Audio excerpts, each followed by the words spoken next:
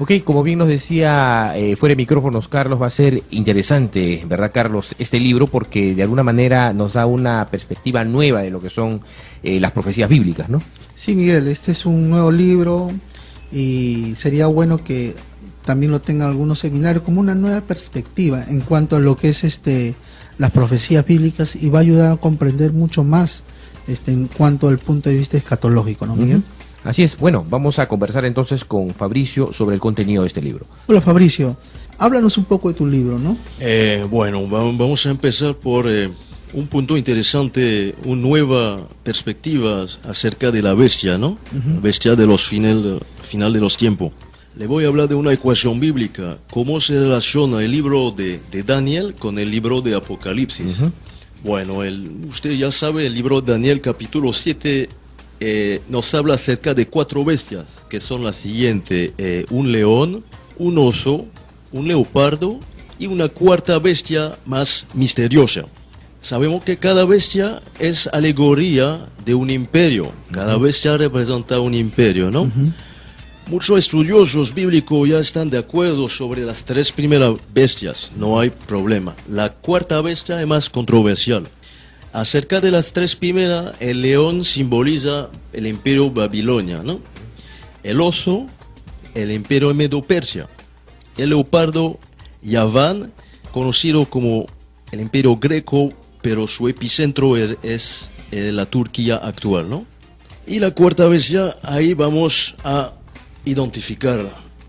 Voy a empezar, por ejemplo, si sumamos cada cabeza y cada cuernos de esas 4 bestias, obtenemos un total de 7 cabezas y 10 cuernos. Es decir, el león tiene una cabeza, el oso una cabeza, leopardo 4 cabezas y la cuarta bestia una cabeza. Sumamos, encontramos 7. Sumamos las cuernas ahora. León, oso, leopardo, un total de 0 cuernos. La cuarta tiene 10 cuernos. Encontramos un total de 10 cuernas. Es decir, el mismo número de cabezas y cuernos que Juan vio en su visión de la bestia final. En Apocalipsis 13:1, y vi que subía del mar una bestia que tenía 10 cuernos y 7 cabezas. Además, Juan vio una bestia semejante a las bestias descritas en la visión de Daniel, que incluye también un león, un leopardo y un oso. Apocalipsis 13:2. La bestia que vi era semejante a un leopardo, sus pies eran como los de un oso y su boca como de un león. Encontramos esas mismas bestias que Daniel vio y describió. En otras palabras, Juan vio la reunificación de las 4 bestias descritas en el libro de Daniel capítulo 7, es decir, que cada bestia debe volver a la vida al mismo tiempo. En Daniel 7:12, a la demás bestia se le quitó el dominio, pero les fue concedido una prolongación de vida por una era y un tiempo determinado. Tiene que revivir todas esas bestias, todos esos imperios. Cada bestia simboliza un imperio, entonces cuando juntamos, reunificamos todas las mapas de cada imperio, obtenemos el imperio final, conocido como la bestia. El reino final que encontramos empieza desde Norte África y se extiende hacia el Medio Oriente, incluyendo países como Afganistán, Irán, Irak, regiones que el Imperio Romano nunca gobernó. El único imperio que encaja fue el imperio islámico, conocido como califato. Este imperio ya existió durante el Imperio Otomano, cual líder fue Turquía. Esta bestia fue herida de muerte en 1924 con la caída del Imperio Otomano. Hoy día su herida mortal está saneada a través del Islam fundamentalista y las revoluciones árabes en África y Medio Oriente, cuyo objetivo es hacer revivir un nuevo califato. También la profecía nos habla acerca de los reyes de Medio Oriente. En Apocalipsis 16:12, el sexto ángel derramó su copa sobre el Éufrates y sus aguas se secaron para que fuera preparado el camino para los reyes del Oriente. La palabra Oriente aquí se refiere al Medio Oriente. Este versículo utiliza la misma palabra griega que los reyes del Oriente que vinieron a adorar al Mesías cuando nació. Sabemos que vinieron del ex Babilonia, es decir, de Irak, en otras palabras, de Medio Oriente, ¿no? Gracias, Fabris. Es interesante que en tu libro hayas puesto tantos puntos. Se nota que has hecho un buen estudio, has buscado, has fusionado versículos y está interesante, ¿no? Pero parte de tu libro habla sobre el anticristo, ¿no? Okay. Quisiera que nos expliques un poco más sobre el anticristo, ¿no? Ok. Es una nueva perspectiva, ¿no? Más lo identifico que va a salir del mundo musulmán y no del mundo judeo, como muchos cristianos pueden pensar, ¿no? Eso es interesante, ¿no? Muchos piensan eso, ¿no? Pero tú nos das una nueva perspectiva de esto. Una nueva perspectiva interesante, ¿no? A ver, explícanos más, Fabricio. Bueno, en primer punto, la bestia, como lo explico en el libro, representa al imperio islámico que está volviendo a la vida, por lo que su líder debe ser musulmán también, ¿no? Segundo punto, hay una profecía muy interesante en el libro del profeta Miquea, en capítulo 5, acerca de la segunda venida del Mesías. El Mesías peleará contra el asirio. Eso todavía no sucedió. El Asiria es una región que abarca hoy día Turquía, Siria, Irak. Irak no tiene gobierno estable y Siria está por caer. Así que queda Turquía como candidato favorito, ¿no? Justamente Turquía fue el líder, la cabeza del imperio islámico otomano, que ya existió en el pasado y fue herido de muerte en 1924, ¿no? Un imperio mucho más grande que el imperio romano. Muchos cristianos piensan que el anticristo debe ser judío, ¿no? Porque ellos piensan que Israel debe firmar un trato de paz con el anticristo. Pero analizando los textos bíblicamente, no hay versículo que afirma eso, ninguno. Gracias, Fabri. Interesante, ¿no? Lo que nos da una nueva perspectiva. Cuanto siempre se ha pensado que sí, que iban a ser de un judío, pero interesante cómo se ve el mundo geográfico y se ve el Oriente como un punto de partida, ¿no? ¿Y qué más nos puedes decir, Fabricio, sobre el templo? En tu libro hablas del templo. Ok. Ahí también es un nuevo punto de vista, ¿no?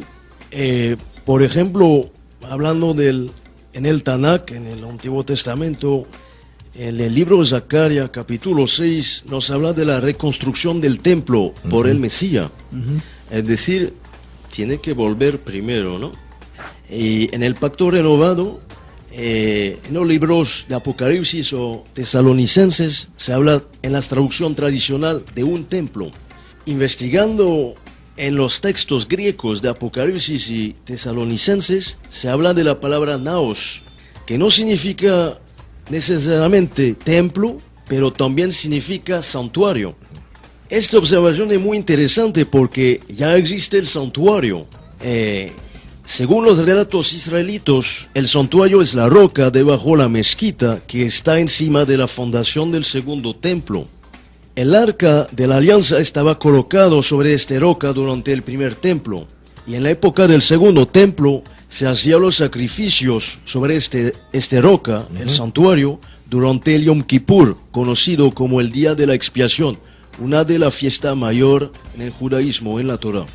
En otras palabras, el anticristo tiene que entrar en esta mezquita para ingresar al santuario al fin de profanar el santo nombre de Dios y de querer hacerse Dios.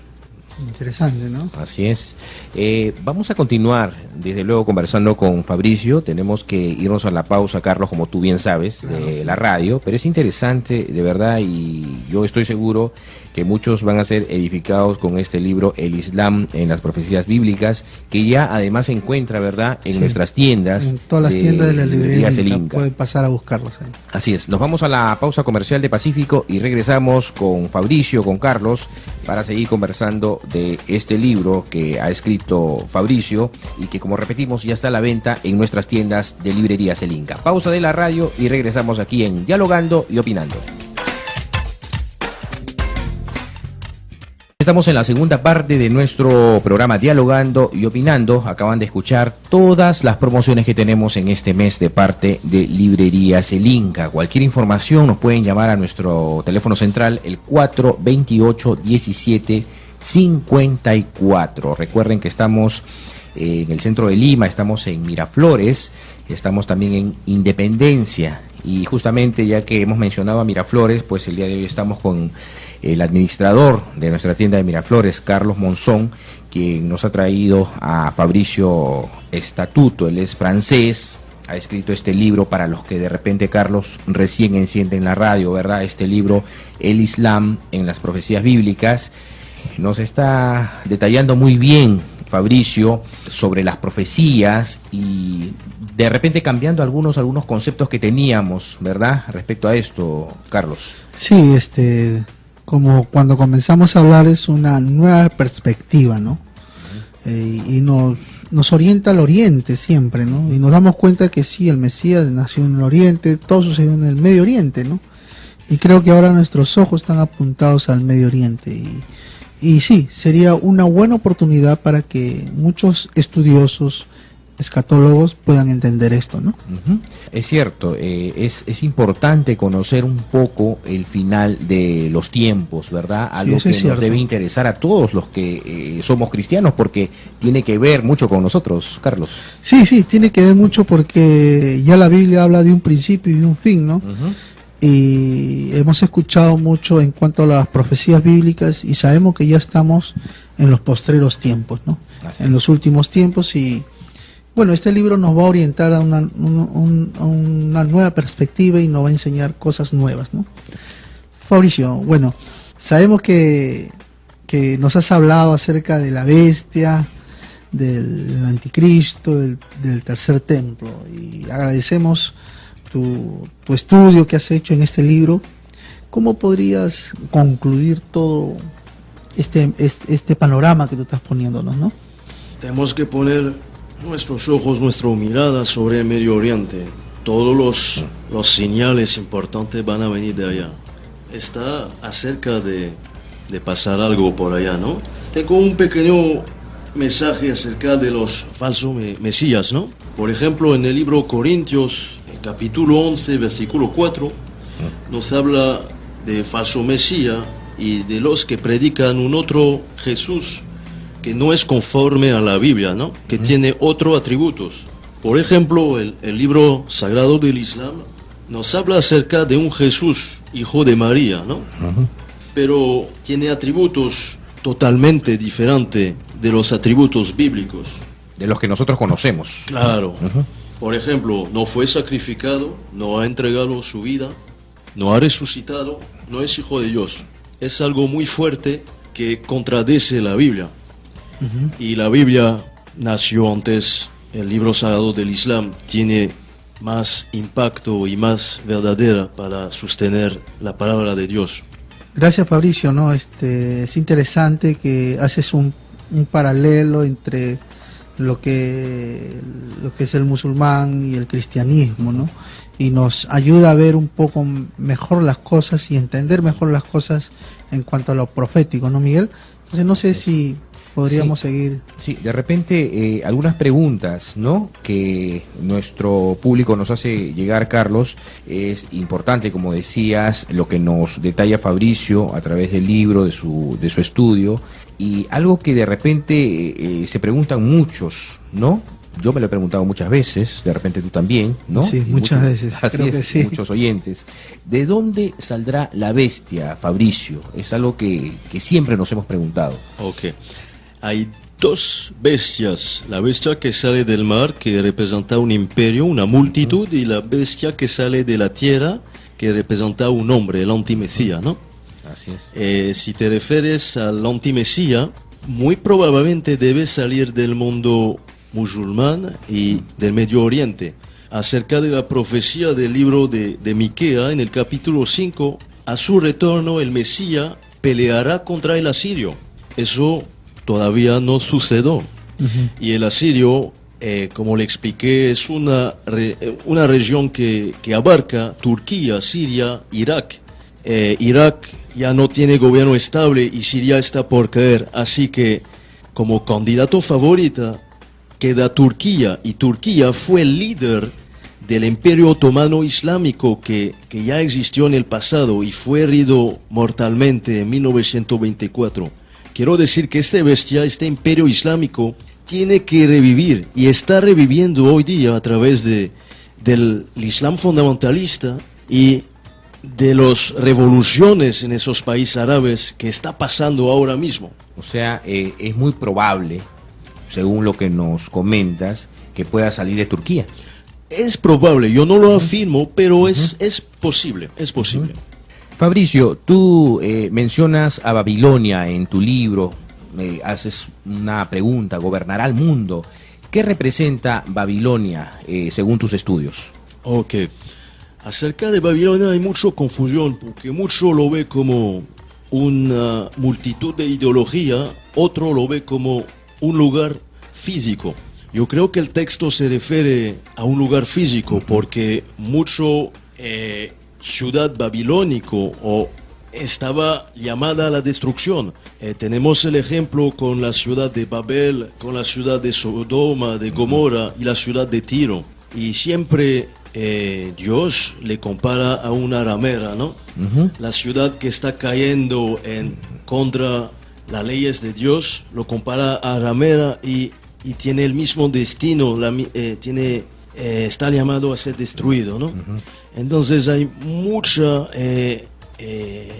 señales, mucho versículo bíblico que apunta a un lugar literal. Y si miramos también la profecía de Ezequiel 27, hay un texto extremadamente muy similar a la destrucción de la ciudad de Tiro, que se puede comparar con la ciudad también de la Babilonia en Apocalipsis 17 y 18. Así es, Fabricio, ¿no? Es interesante todo lo que nos muestras a través de tu libro y de muchos puntos, ¿no? Es interesante que podamos abrir nuestras mentes y podamos entender nuevas cosas, ¿no? Creo que tú hablaste de una ecuación, ¿no? Hablaste de una ecuación bíblica. Me gustaría que lo puedas detallar un poco más, ¿no? O sea, explicar un poco más, ya que hay mucho que de repente lo hemos escuchado y se nos ha pasado algo, ¿no? ¿Nos podrías hablar un poco más de la ecuación bíblica, que es nuevo para muchos de nosotros? No sé, así es. Has fusionado la ecuación y con las profecías. Explícanos un poquito. De repente más. a los que no son muy pegados a las matemáticas como que le va a asustar un poquito, pero esto es una ecuación bíblica. Es una ecuación. Es diferente. Es diferente. ¿Por qué le llamé ecuación bíblica? Porque es una puente entre el libro de Daniel y el libro de Apocalipsis. Y los dos se refieren a la misma cosa, ¿no? A la misma profecía. Y cuando, como le expliqué, cuando sumamos cada cabeza de las 4 bestias descritas en el libro de Daniel, el león, el oso, leopardo, la cuarta bestia, encontramos un total de 7 cabezas. Y si sumamos sus cuernas, las cuernas del león, oso y leopardo, encontramos un total de 10. Cual como Juan vio en Apocalipsis 13 y vi una bestia que subía del mar, que tenía 10 cuernas y 7 cabezas. Y Juan también dice que esta bestia era semejante a un leopardo, sus pies eran como los de un oso y su boca como de un león. Quiero decir que el leopardo, oso, león también están en el libro de Daniel capítulo 7. En otras palabras, todas esas bestias, Juan lo vio en una sola bestia. Vive a través de una misma bestia y Daniel capítulo 7, versículo 12 nos dice lo siguiente: a las demás bestias, es decir, el leopardo, el león y el oso, se le quitó el dominio, pero les fue concedido una prolongación de vida por una era y un tiempo determinado. Tiene que revivir, tiene que volver a la vida a través de una bestia final. Entonces la idea es, cuando reunimos cada mapa de cada imperio, encontramos la mapa final, conocido como la bestia. Y este mapa final se extiende desde Norte África, que cubre Libia, Egipto, y se va hacia la región extrema de Medio Oriente, que incluye países como Azerbaiyán, Afganistán, Irán, Irak, Turquía, ¿no? Que todos son países musulmanes hoy día, ¿no? Y el Imperio Romano no puede encajar porque nunca gobernó, nunca aplastó esas regiones de la tierra, ¿no? Así es. Y todos estos países que tú nos mencionas son países actualmente en conflicto, ¿no? Exactamente, exactamente. Hay muchos señales por el Medio Oriente. Ahora, otra pregunta que nos llega de nuestros oyentes es, ¿quién es la ramera, según tus estudios? Ok, según mi punto de vista, bueno, como le dije, es un lugar físico, sino que existe varias rameras desde siempre, y Dios utiliza la alegoría ramera a una ciudad que está transgrediendo sus leyes. Existe adentro de todas esas rameras una ramera mayor, la madre de la ramera. Mucho lo interpreta la palabra madre de su punto occidental. Piense que de ella debe nacer otra ramera, ¿no? Pero cuando nos ponemos del punto oriental, porque la Biblia viene de allá, de Próximo Oriente, Medio Oriente, la expresión la madre de las rameras es la mayor, es una alegoría, es la mayor, la más grande de todas las rameras. Hoy día mismo la ciudad sagrada del Islam, el primer lugar santo del Islam, que se llama la Meca, influencia casi un cuarto de la población mundial y es responsable de mucha violencia a través de Medio Oriente y Norte África. Si comparamos con la visión tradicional acerca del catolicismo, a pesar que tuvo su época, ¿no? De terror, el catolicismo no puede encajar hoy por la razón que está durmiendo, y el Islam se está despertando. Interesante, ¿no? Cómo podemos ver a través del libro muchas cosas que a veces desconocemos, ¿no? En sí, tengo un amigo que hace poco estuvo en el Medio Oriente y ellos sienten mucho más estas cosas por lo mismo que están muy cerca, ¿no? Sí, pues sí, creo que debe ser un poco distinto, como Fabricio decía. Nosotros lo vemos desde el punto de vista occidental y se tiene que ver desde el punto de vista Medio Oriente, ¿no? Claro. No sé si hay algo más, Fabricio, que quieras añadir a esto, sería interesante. Ok, puedo hablar acerca de las 7 montañas, que siempre es un argumento interesante que viene acerca de la Babilonia, ¿no? La gran ramera. Interesante. El texto, cuando analizamos el texto greco, habla de 7 montañas. Y si investigamos, una montaña es por mínimo una altura de 300 metros. Debe ser mayor que 300 metros. Mucho maestro de la profecía bíblica forza el texto para decir que son 7 colinas, pero el texto habla de 7 montañas. Roma, por ejemplo, tiene 7 colinas de 70 metros. No encaja en esta visión profética. Aunque la ciudad de la Meca tiene 7 montañas, se va entre 500 y 700 metros. Por ejemplo, un punto interesante, Juan vio la Babilonia, tuvo su visión en un desierto.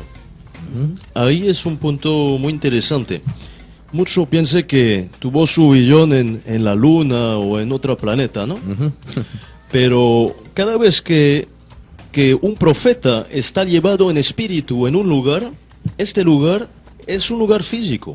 En Apocalipsis 17, versículo 3, entonces me llevó en el espíritu a un desierto y vi a una mujer sentada sobre una bestia escarlata llena de nombres blasfemos y que tenía 7 cabezas y 10 cuernos.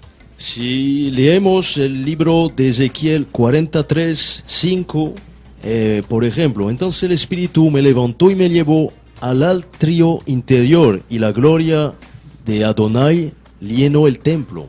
Y hay mucho versículo así que soporte que cada vez que un profeta está llevado en espíritu, está llevado en un lugar físico. Quiero decir que el desierto donde Juan vio la mujer sentada en la bestia es un desierto real y físico. Y si investigamos en los Strong, en el griego, el griego utilizado para desierto es eremos, significa desierto al este y al sur de Palestina, es decir, Saudi Arabia. Saudi Arabia, la nación de la ciudad sagrada de la Meca, el primer lugar sagrado del Islam. Ok, nos gustaría seguir hablando del libro, pero también queremos que nuestros amigos pues puedan obtenerlo, ¿verdad? Hemos hablado algunas partecitas, algunos bocaditos, sí, Carlos. unos puntitos, ¿no? Así es, puntitos, pero hay más detalles en este libro que, repetimos una vez más, como ya lo hemos dicho, ustedes los pueden encontrar en librerías El Inca.